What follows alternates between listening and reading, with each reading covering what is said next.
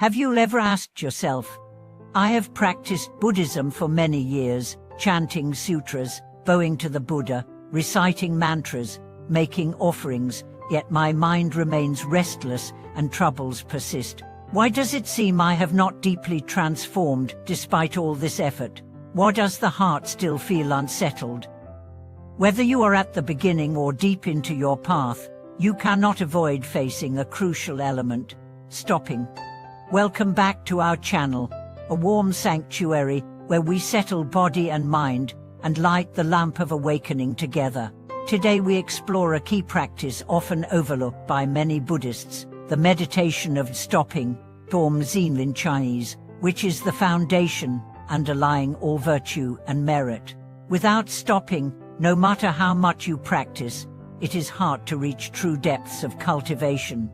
In Buddhism, practice is often summarized as precepts, concentration, and wisdom. Stopping is the prelude to concentration, the essential basis for generating concentration power, the starting point for calming and clearly seeing everything amid turmoil. Without stopping, your mind is like water disturbed by the wind, unable to reflect the truth. Even if you chant the Buddha's name many times or bow frequently, if your mind is like a wild horse breaking free, you are only increasing the formality, and the Dharma's calling will not settle. In today's fast-paced society, everyone lives at high speed, bombarded by information and frequent stimulation. Phones ring constantly. Thoughts leap without pause. Have you tried to sit quietly for 10 minutes, without your phone or any sound, just sitting still? Most people find their minds are astonishingly restless, not thinking about work, then worrying about a call, then recalling yesterday's conversation or tomorrow's meeting. The mind never rests. Because of this, the Buddha emphasized right concentration in the Noble Eightfold Path. The meditation of stopping is the gateway to right concentration. Stopping is not rigidly suppressing thoughts but abiding in awareness, finding stillness amid movement, finding a fixed point with the tide of thoughts. Some mistakenly think stopping means sitting motionless, and after trying a few sessions, giving up due to numb legs, sore back, or chaotic mind. This is a misunderstanding. True stopping is not about perfect posture, but whether you are willing to slow, steady, and clarify the mind.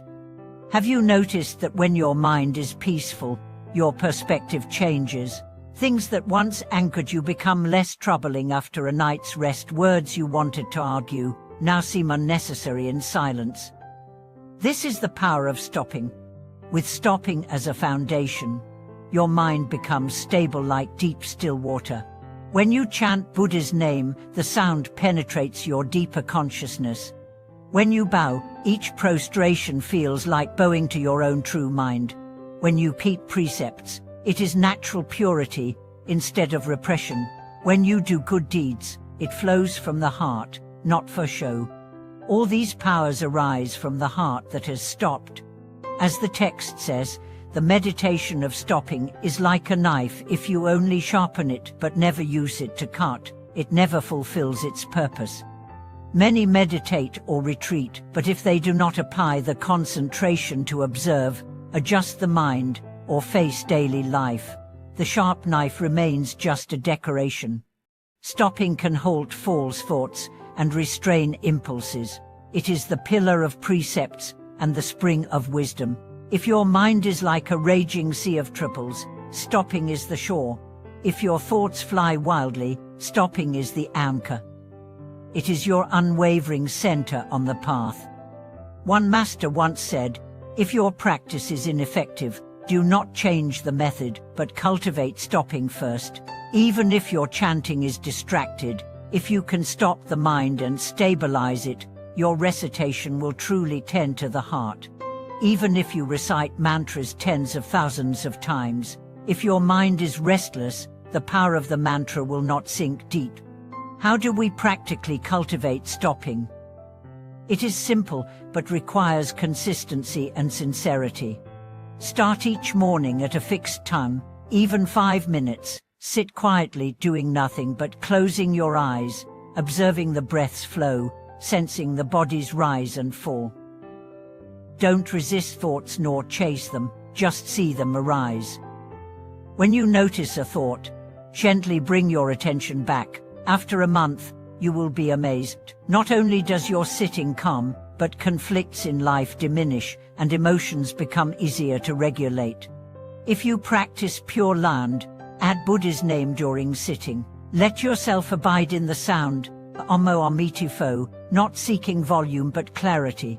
When the mind focuses single-pointedly on the Buddha's name, stopping naturally rises. If you practice Vajrayana, incorporate stopping into mantra recitation.